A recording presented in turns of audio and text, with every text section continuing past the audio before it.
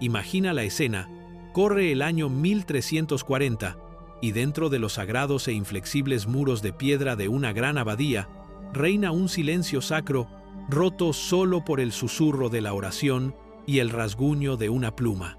Vemos al monje, una figura de profunda austeridad, su vida un testimonio de negación, entregado a la pobreza, la castidad y la obediencia al servicio de su Dios.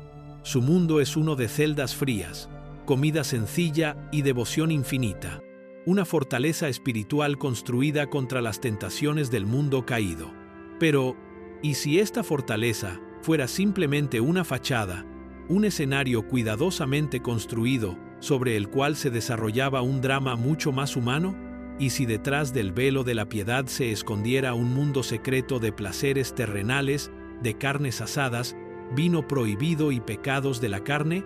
Para comprender la naturaleza espectacular de este fracaso, primero se debe apreciar el genio terrible de la máquina diseñada para asegurar su éxito, un documento forjado en el siglo VI que se convertiría en el modelo mismo de la vida espiritual de Occidente durante 1000 años.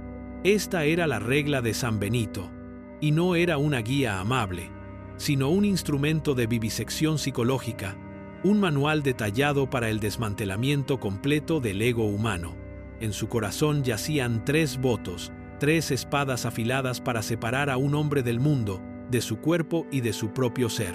El primero y más absoluto era la obediencia, la muerte de la voluntad. Un monje debía convertirse en un autómata de la fe, cada una de sus acciones dictada por el tañido de una campana, cada una de sus decisiones tomada por su abad, quien debía ser visto como la encarnación misma de Cristo dentro de los muros del monasterio. Obedecer sin cuestionar, sin demora y sin el más mínimo murmullo interno de disenso era el primer paso hacia la santidad. Dudar era pecar. El segundo voto era la pobreza, la muerte de la identidad. No se trataba del simple acto de regalar las posesiones, sino de la aniquilación total del concepto de propiedad. El monje no poseía nada, ni las herramientas en sus manos, ni el simple cuenco de madera del que comía, ni siquiera el tosco hábito de lana que vestía. Todo se tenía en común, un préstamo de Dios. Y albergar un deseo secreto por una sola moneda era cometer un robo espiritual. Debía ser un hombre sin propiedades, sin estatus, sin un pasado definido por la riqueza material, un alma desnuda ante su Creador. Pero fue el tercer voto, la castidad, el que libró la guerra más íntima y violenta. Esta era la muerte de la carne, una orden de vivir en un estado de cuarentena perpetua de los impulsos humanos más fundamentales. Era un voto de celibato absoluto, una batalla incesante librada no solo en el cuerpo sino en el traicionero paisaje de la mente, una exigencia de purgar todo recuerdo del tacto, todo fantasma del deseo, todo pensamiento diurno y nocturno que pudiera conducir a la impureza carnal. Era un voto de soledad profunda y radical, una ruptura del yo con la calidez de la conexión humana. Obediencia, pobreza, castidad. Este era el asalto de 3 frentes contra la naturaleza humana, un estándar imposiblemente perfecto para una especie imperfecta. Este era el ideal divino. Lo que sigue es la realidad humana. El gran edificio de la negación monástica, construido sobre el cimiento de la regla de Benito, era una fortaleza del espíritu, pero su primera y más significativa grieta no apareció en el alma, sino en el estómago. La guerra contra la carne comenzó con el dominio de la lengua, pues se creía que el consumo de alimentos ricos, particularmente la carne caliente y sanguinolenta de las bestias de 4 patas, inflamaba las pasiones y abría un camino directo al pecado de la lujuria. La regla era, por lo tanto, explícita e inflexible. La carne de los cuadrúpedos estaba prohibida para todos, excepto para los gravemente enfermos, una línea trazada entre las pasiones del mundo y la serenidad del servicio a Dios. La dieta monástica debía ser de sumisión insípida, un sacramento diario de pan, verduras y quizás pescado, cada comida un recordatorio de que el cuerpo no era un recipiente para el placer, sino una bestia que debía ser sometida por el hambre.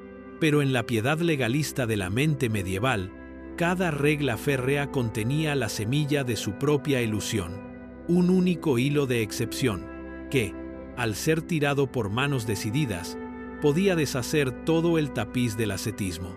La excepción era para los enfermos. Y así, con la casuística de abogados hambrientos, los monjes diseñaron un espacio de magnífica hipocresía, una sala que existía en un estado de perpetua ficción legal. Construyeron la misericordia, la sala de la piedad, físicamente adosada a la enfermería para mantener su frágil pretexto. Esta cámara se convirtió en el estómago secreto del monasterio, un lugar donde la regla del refectorio no se aplicaba. Aquí, el silencio del salón principal fue reemplazado por el desgarro de la carne y el roer de los huesos. Aquí, en rotaciones cuidadosamente programadas, los monjes sanos se declaraban momentáneamente indispuestos para participar en un ritual de glotonería autorizada, atiborrándose de cerdo asado, venado y ternera, con los rostros relucientes de grasa prohibida. Durante siglos este fue su secreto, pero la historia tiene una larga memoria, y la tierra misma se ha convertido en el principal testigo de la acusación. La arqueología moderna, excavando en los basureros y letrinas de estas grandes abadías, ha desenterrado la evidencia condenatoria. Vastos depósitos estratificados no de espinas de pescado y conchas de ostra, sino los restos esqueléticos de innumerables cerdos, ovejas y vacas, un testimonio silencioso de siglos de festines. Esta fue la primera gran traición, una rendición sistémica e institucionalmente aprobada a los apetitos más básicos, demostrando que una vez que se rompía el muro de la fortaleza, los apetitos de los hombres se desbordarían. Mientras el monje común navegaba las traicioneras corrientes de su apetito a través de escapatorias cuidadosamente construidas, el señor de la casa, el propio abad, a menudo prescindía por completo de tales sutilezas, pues era una criatura de dos mundos, un padre espiritual que era también, en todo sentido práctico, un príncipe feudal. A medida que la riqueza del monasterio crecía, acumulando vastas extensiones de tierra, bosques y molinos, su líder electo se transformó de un humilde pastor de almas en un poderoso magnate, un actor principal en el intrincado juego de la política medieval. Esta dualidad no era más evidente en ningún lugar que en sus aposentos, que con frecuencia no eran una simple celda dentro del dormitorio, sino una residencia palaciega separada, construida contra los muros de la abadía, un lugar donde el voto de pobreza iba a morir. Aquí, mientras sus hijos espirituales tiritaban sobre jergones de paja en un salón comunal, el abad dormía en una suave cama de plumas, sus habitaciones calentadas por una chimenea privada, los muros de piedra aislados con costosos tapices que representaban cacerías y batallas en lugar de santos y mártires. Tenía su propia cocina, su propio personal de sirvientes y, lo más importante, su propio comedor, donde la regla de San Benito no solo se torcía, sino que se hacía añicos por completo. La mesa del abad era un espectáculo de poder mundano, un testimonio abrumador del hecho de que, si bien el monasterio estaba teóricamente en el mundo pero no era de él, su líder era en gran medida ambas cosas. Cada noche entretenía a nobles, obispos y ricos mercaderes visitantes, y la conversación no giraba en torno a las escrituras, sino a disputas de tierras, precios del grano y alianzas políticas. Ante ellos se servía un festín que rivalizaba con el de cualquier señor secular. Platos de cisne y pavo real asados, pasteles rellenos de caza especiada, pescado nadando en salsas exóticas y vinos importados con gran costo de las tierras más soleadas del continente, todo servido en platos de plata. El monje subalterno, sentado en el frío refectorio, masticando su pan insípido y escuchando una lectura en latín, quizás podía oler los tentadores aromas que llegaban de los aposentos del abad, un fragante recordatorio del vasto abismo que separaba a los ejecutores de la regla de sus súbditos.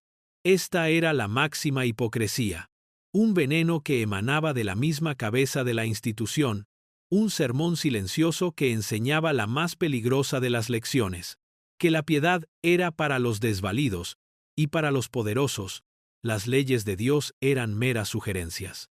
Si el pecado de la gula era una grieta en los cimientos del monasterio, entonces el río de alcohol que fluía por su corazón era la inundación que pudriría las piedras hasta su núcleo.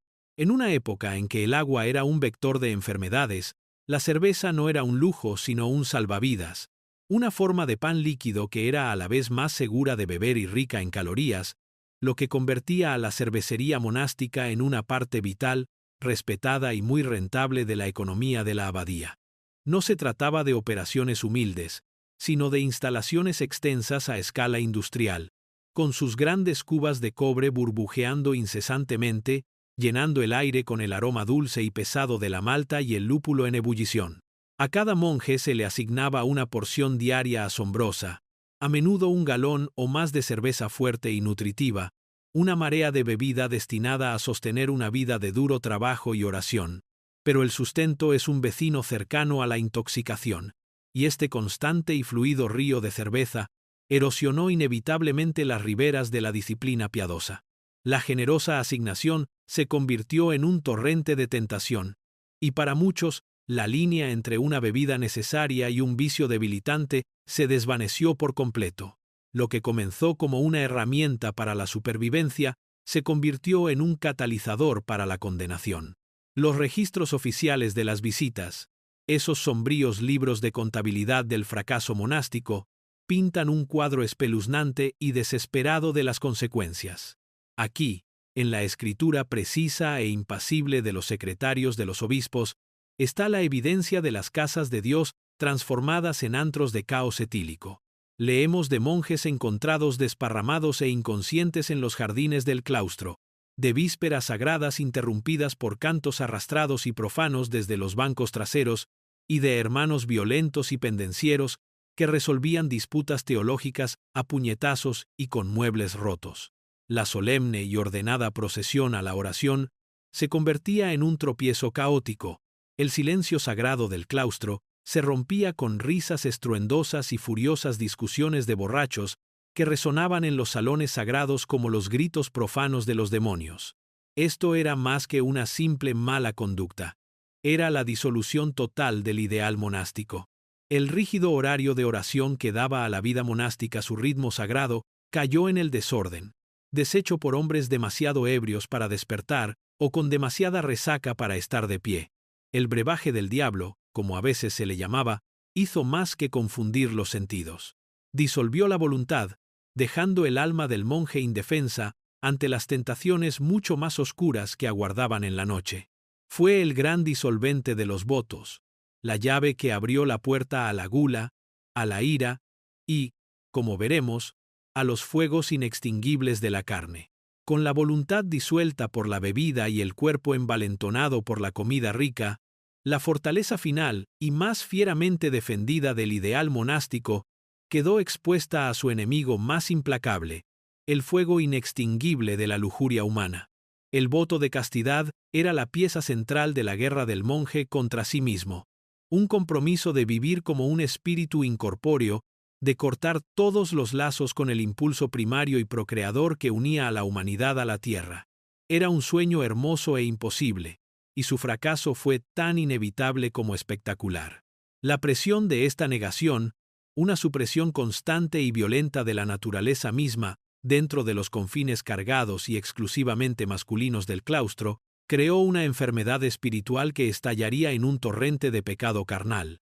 Una vez más, la verdad brutal, y sin adornos, no es materia de rumores o propaganda anticlerical, sino que está escrita en la fría escritura oficial de los propios investigadores de la Iglesia.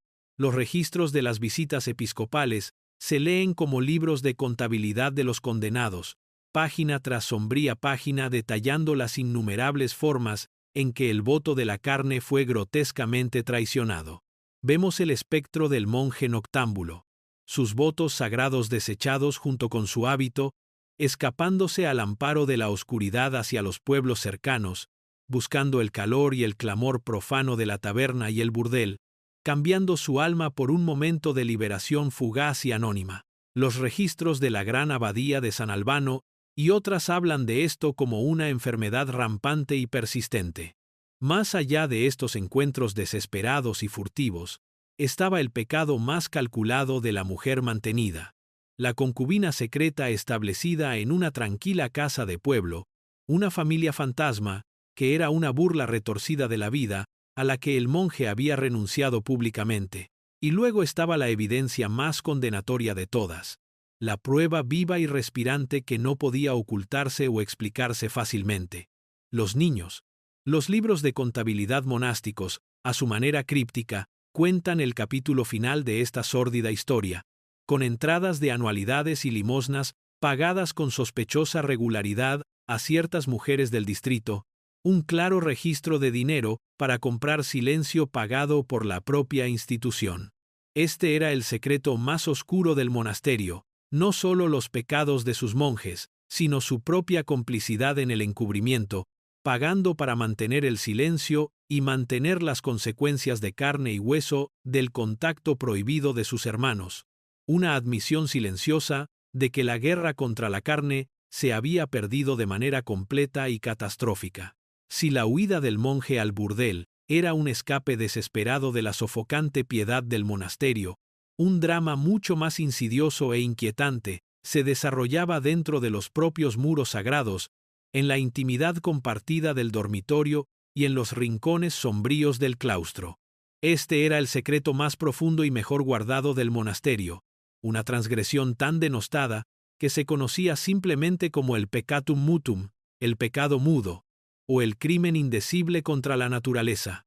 En un mundo violentamente segregado por género, donde los hombres vivían, trabajaban y dormían en una proximidad aplastante, sus vidas emocionales y físicas confinadas enteramente a la compañía de su propio sexo, los intensos lazos de hermandad espiritual a veces podían agriarse hasta convertirse en una intimidad carnal que aterrorizaba a la mente medieval. La evidencia de estas relaciones no se encuentra en los libros de contabilidad que pagan a las amantes, sino en el lenguaje codificado de los manuales de confesión y en el veneno puro de las condenas. Era un pecado que vivía en las sombras, un mundo de miradas cargadas, de favoritismo y de encuentros en plena noche, lejos de la mirada vigilante del abad. Pero el verdadero horror de este pecado indecible no residía solo en su comisión, sino en su potente utilidad como arma. Debido a que la sodomía se consideraba tan absolutamente vil, y porque su naturaleza era tan intensamente privada, la mera acusación a menudo era suficiente para destruir a un hombre por completo. Era la herramienta política perfecta. Una facción de monjes resentidos que buscaba derrocar a un abad estricto, o un prior rival que codiciaba un cargo superior, no necesitaba pruebas para poner en marcha su complot, solo necesitaban plantar el veneno de un susurro. Imagina la escena de una visita de un obispo, la investigación formal sobre la salud espiritual de la casa, donde una serie de monjes subalternos son llevados a testificar contra su superior, con la cabeza inclinada, mientras hablan de afectos indebidos y amistades especiales que supuestamente tuvieron lugar en la cámara privada del abad. ¿Era verdad? ¿Era una invención nacida de la malicia y la ambición? En cierto sentido, no importaba. La acusación, una vez pronunciada, quedaría en el aire para siempre, una mancha permanente en la reputación del abad. El dormitorio, un espacio destinado al descanso comunal y a la vulnerabilidad espiritual, se transformaba así en un teatro de inmenso peligro, donde el afecto genuino podía ser malinterpretado como pecado y donde las mentiras más terribles podían ser esgrimidas como una daga en la oscuridad, asegurando que los secretos de la noche permanecieran enterrados en el miedo, la vergüenza y el silencio. Mientras las batallas contra la lujuria y la gula se libraban en el traicionero territorio de la carne, la guerra contra el tercer gran voto, la pobreza, fue una traición más silenciosa, pero no menos profunda, un desmantelamiento sistemático de la idea misma de que un hombre de Dios debía caminar por la tierra sin la carga de las cosas materiales. El voto de pobreza debía ser el gran igualador, el acto sagrado de despojo que hacía que el hijo de un noble y el de un campesino fueran idénticos en su estado compartido de no tener nada, creando una sociedad verdaderamente sin clases ante los ojos de Dios. Pero este noble sueño fue deshecho por el simple hecho de que muchos monjes no eran campesinos en absoluto, sino los hijos menores de la aristocracia, hombres que habían sido envueltos en seda y criados con buen vino, que entraban al monasterio no necesariamente por una pura vocación espiritual, sino como una opción de carrera respetable. Hicieron el voto con sus labios, pero en sus corazones y huesos llevaban la expectativa arraigada de la comodidad, el ideal de la propiedad comunal, donde un monje ni siquiera poseía el hábito que vestía, se deterioró hasta convertirse en una ficción conveniente. Exteriormente, vestía la túnica simple y tosca de su orden, pero los registros de las visitas cuentan una historia diferente, una historia de lujos ocultos y comodidades desafiantes. Hablan de hábitos forrados en secreto con la suave y cálida piel de ardillas y zorros, una barrera prohibida contra la humedad helada de los muros de piedra. Describen el descubrimiento de bolsas de dinero personales, llenas de un alijo secreto de monedas, un vínculo tangible con el mundo del comercio y la agencia personal al que habían jurado renunciar. Al pie de la cama de muchos monjes había un pequeño cofre de madera que, al ser forzado a abrirse por un oficial del obispo, se descubrió que contenía no solo un libro de oraciones y un rosario, sino un tesoro de artículos ilícitos, un cuchillo con mango de plata, un sello privado para firmar cartas, un medallón sentimental de una vida anterior al claustro. El mismo espacio que habitaban se convirtió en un lienzo para esta pequeña y persistente rebelión contra la austeridad. Un colchón relleno con un poco más de plumón de ganso para mayor suavidad, una vela de contrabando para permitir la lectura privada después de que se apagaran las luces del dormitorio. Cada pequeño acto de personalización, cada posesión secreta, era una declaración del yo en un mundo diseñado para aniquilarlo. Este no era el pecado grande y dramático del burdel o la pelea de borrachos, sino una corrupción silenciosa y progresiva que exponía el ideal de la pobreza como una ilusión, demostrando que incluso para los hombres que habían renunciado al mundo, el deseo de tener y poseer algo propio era un instinto demasiado poderoso para ser extinguido de verdad.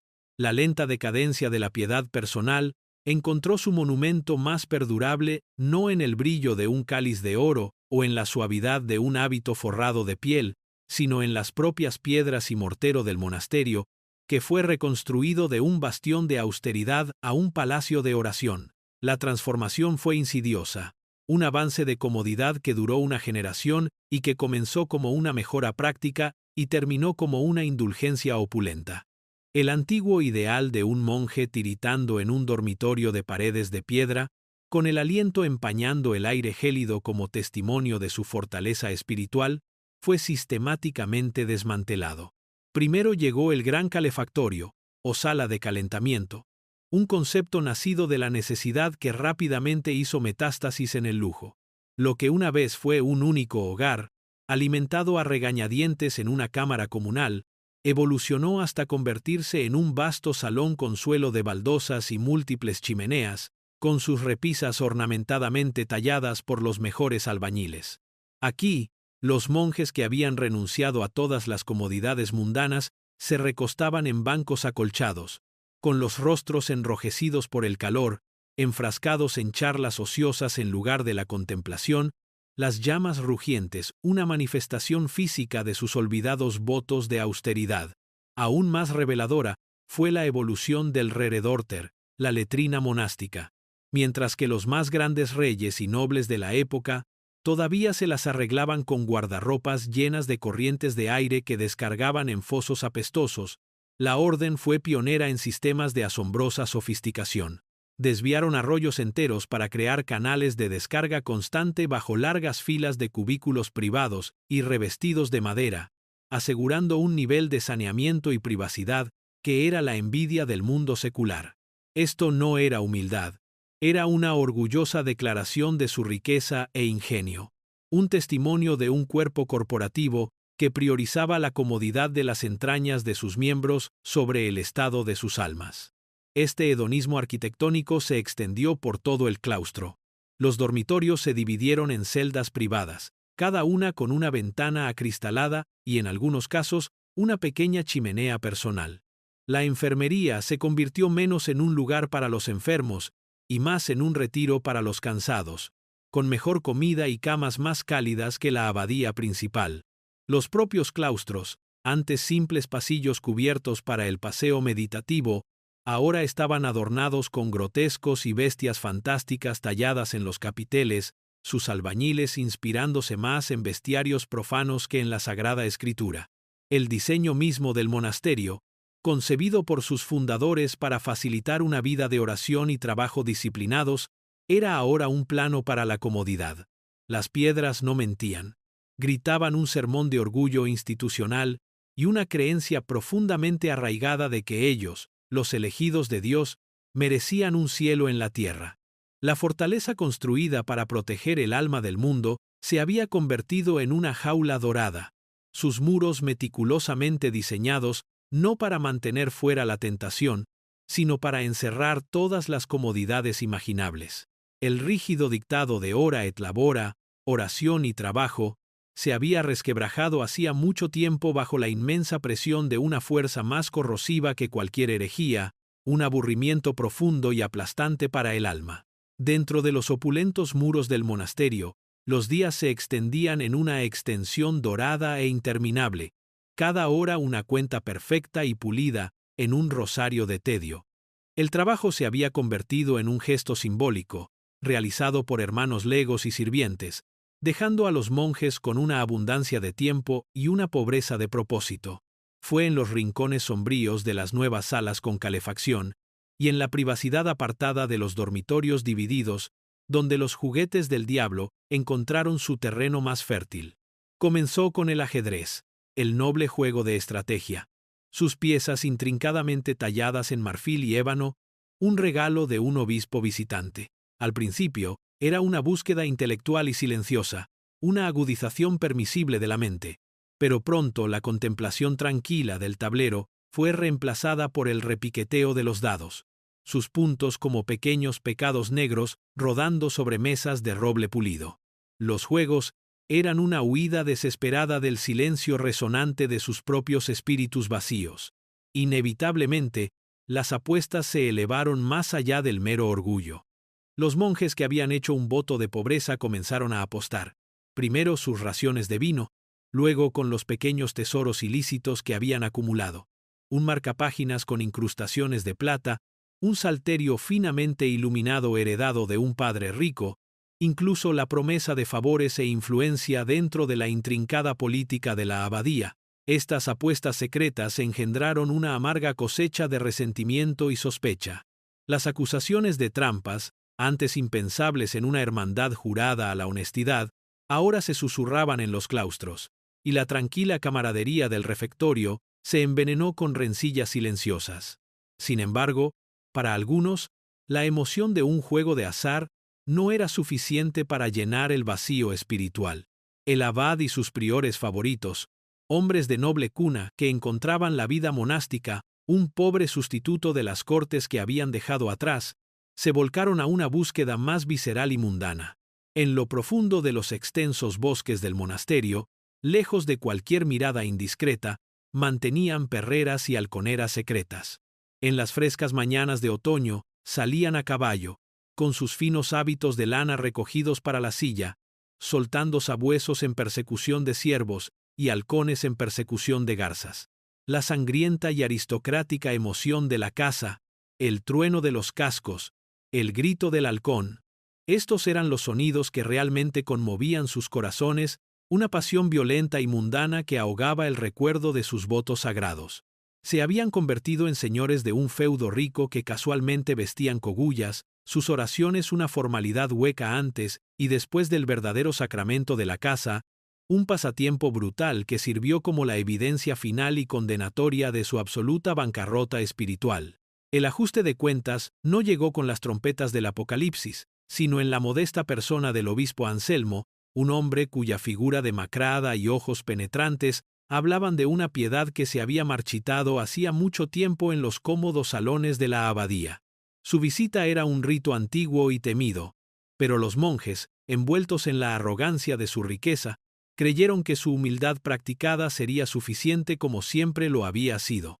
Fregaron las manchas de vino de las mesas del refectorio y escondieron sus juegos de ajedrez de marfil, presentando una fachada de solemne devoción.